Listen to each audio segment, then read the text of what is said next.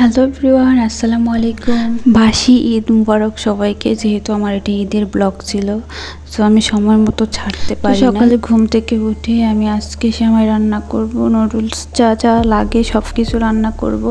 আর এদিকে আব্বা দুধ নিয়ে আসছে, আমাদের খাঁটি গরুর দুধ নিয়ে আসছে, আর আমি সবটা দিয়ে আজকে সেমাইটা রান্না করব। যেহেতু অল্প দুধ, বেশি ছিল না, 1 কেজি 1.5 কেজির মতো হবে, সেই জন্য আমি একটা বোতলে জমা করা ছিল, ফ্রিজ থেকে নামিয়ে আরও 1 কেজি দুধ দিলাম। মোট 2-2.5 কেজির মতো হবে দুধ দিয়ে আজকে আমি সেমাইটা রান্না করব।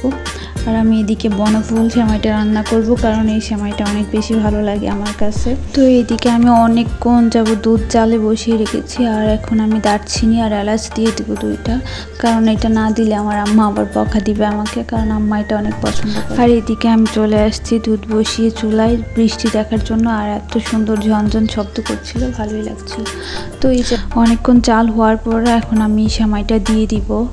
দেখেন দুধটা একদম লাল হয়ে গেছে, আর আমি এখন সেমাইটা দিয়ে দেওয়ার পর নামিয়ে নিব। আর কিচ্ছু করবো না, উপরে কয়েকটা কিশমিশ দিয়ে দিলাম। কিশমিশটা আমি উপরেই দিই, একসাথে মিক্স করলে আমার কাছে ভালো লাগে না। আর এদিকে আমি পানি বসিয়েছি, নুডলস দিয়ে দিয়েছি, স্টিক নুডলসগুলো। আমার ছোট্ট ভাইটা পছন্দ করে স্টিক নুডলস। তো ওইদিকে আমি নুডলস রান্না করতে করতে ওইদিকে গরু কুরবানির জন্য সবাই হই হুল্লোড় শুরু করে দিয়েছে। আমি দৌড়ায় গেছি বাড়ির সামনে, আর এদিকে চারিদিকে সবাই প্রস্তুতি নিয়ে নিছে কুরবানি দেওয়ার জন্য।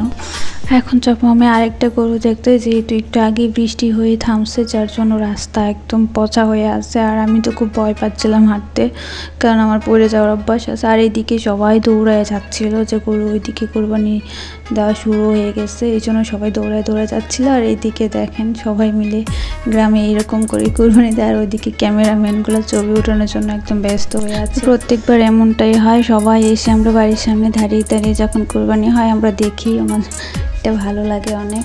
তো এইদিকে আবার আরেকটা গরুর কুরবানি হচ্ছে, ওইটা দেখতে চলে আসলাম। আর দেখতে আর এইদিকে আমি মেহেদি পরে বসে আছি ঈদের দিন সকালে, যার জন্য এখন আমি মেহেদি নিয়ে ছোটাছুটি করছি, সবাইকে দেখাচ্ছি যে দেখো আমার মেহেদিটা সুন্দর হয়েছে কিনা।